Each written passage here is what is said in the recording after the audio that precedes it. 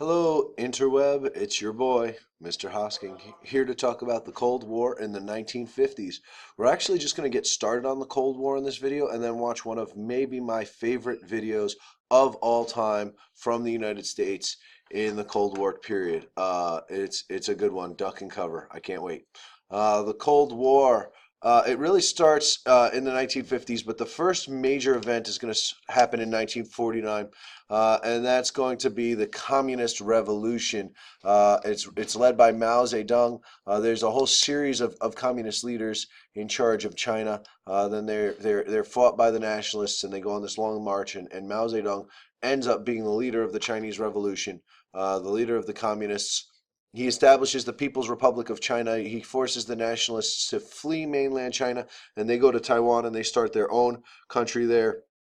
But mainland China is going to become a communist nation, the second major communist nation in the world. They're going to build their nation in the style of Joseph Stalin from the Soviet Union, but eventually they will de-Stalinize and become their own form of communism. Also in 1949, the Soviet Union successfully tests the atomic bomb. So now there are two nuclear powers in the world, the United States and the Soviet Union. And from 1950 to 1953, we're going to see the start of the Korean War. It's going to be a ideological fight against the communists versus the non-communists. North Korea is going to be a communist nation. South Korea is going to be not communist. The communists invade the non-communists, and the United States has this policy of stopping the spread of communism, so we feel like it is our duty to go into the Korean War to stop the spread of communism throughout the world. So in 1950, North Korea invades South Korea. It's supported by the Soviet Union. The United Nations, led by the United States and General Douglas MacArthur, sent forces in to push the communists back north. They're super successful. The Soviets were boycotting the United Nations because the China wasn't allowed into the Security Council, so they couldn't vote against this military action. The military action super successful. They push the North Koreans all the way back, almost up to China. They're like completely winning this invasion, but as they get closer and closer to China, China starts to freak out. So then China invades. And defends the North Koreans. So that's going to send an overwhelming force to push the UN forces all the way out of the war. There's hundreds of thousands of troops sent in by China to fight against the United Nations forces under General MacArthur. General MacArthur calls for the use of nuclear bombs against China. The Americans had to like pull him back, so he's removed as the governor or as the general of the war. Excuse me. And the result is a ceasefire is signed. The border ends where it starts. North Korea and South Korea are divided at the 38th parallel again. This is a really good example of a war for nothing. We fight, we're winning all the way up, then the North Koreans push us all the way back down. Then we end the war, and the 38th parallel is there. There's still a demilitarized zone there today. There's a fence that goes in between the North and South. There's all sorts of rockets and missiles pointed at the other side. There's armed guards walking the fence at all times. There's supposed to be landmines in between the two countries, and if anybody tries to cross, they're going to blow up. Like, it's a very unfriendly border between North and South Korea today, still defended by the United States. A couple pictures from the Korean War.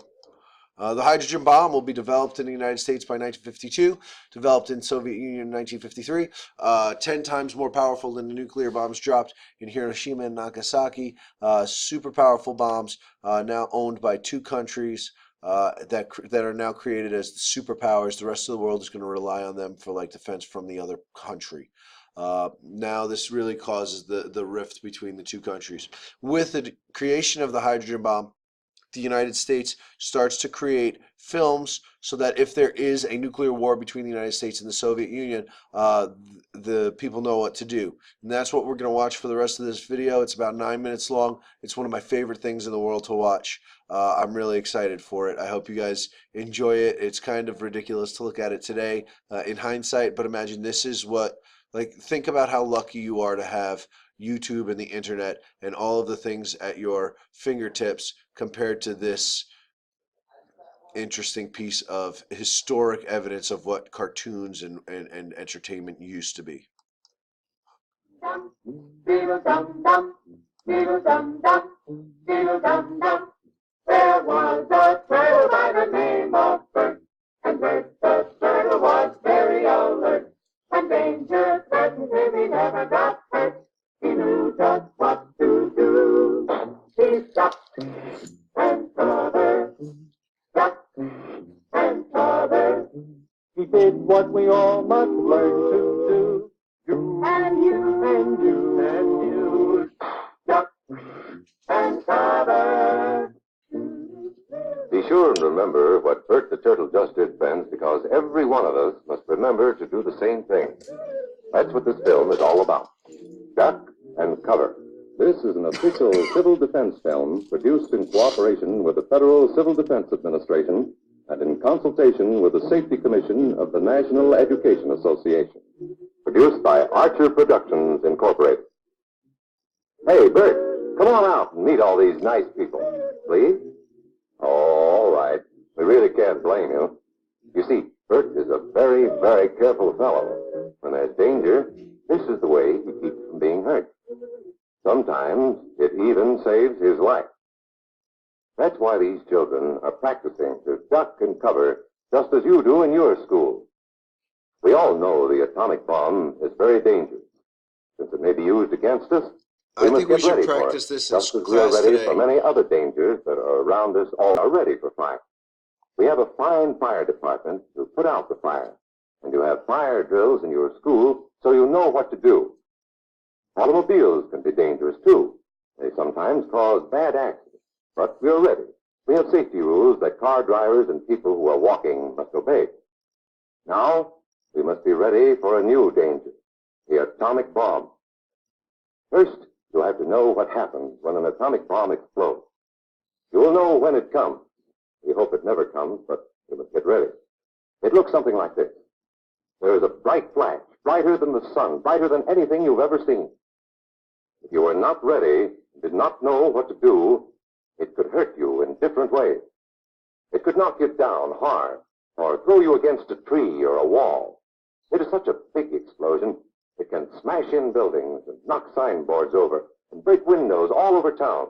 But if you duck and cover like Bert, you will be much safer. You know how bad sunburn can feel. The atomic bomb flash could burn you worse than a terrible sunburn, especially where you're not covered. Now, you and I don't have shells to crawl into like Bert the Turtle, so we have to cover up in our own way. First, you duck, and then you cover, and very tightly. I think right now you should just take a break. I think that you should possibly think about practicing this right now. I want you to just duck and cover under your desk. First off, don't hit the bottom of the desk because you know there's all sorts of gum under there. But I want you to duck and cover under the desk to see how ridiculous this idea is. This wouldn't protect you from a gun, let alone an atomic bomb. But I would love for you to practice this. And then this way it shows me that I know for a fact that you're watching this video and you're not just jerking around like everybody else. You cover the back of your neck, your face. Duck and cover underneath a table or desk or anything else close by. In Betty's school, they are talking about the atomic bomb too. Betty is asking her teacher, how can we tell when the atomic bomb may explode? And the teacher is explaining that there are two kinds of attack, with warning and without any warning. We think that most of the time we will be warned before the bomb explodes. So there will be time for us to get into our homes, schools, or some other safe place. Our civil defense workers and our men in uniform will do everything they can to warn us before enemy planes can bring a bomb near us. You may be in your schoolyard playing when the signal comes. That signal means to stop whatever you are doing and get to the nearest safe place fast. Always remember, the flash of an atomic bomb can come at any time, no matter where you may be. I'm going to cut the video there. I think you can get the whole point of what's going on.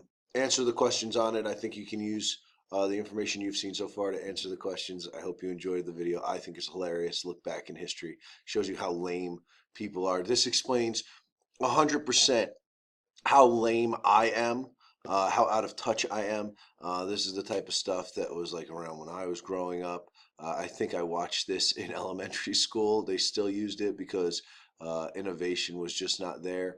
I want you to kiss your cell phone. Think about how smart you are to have the internet, how lucky you are to have all of the TV channels. I want you to hug your television when you get home, and have a great day. I'm your boy, Mr. Hosking. I'll see you later, cyberspace.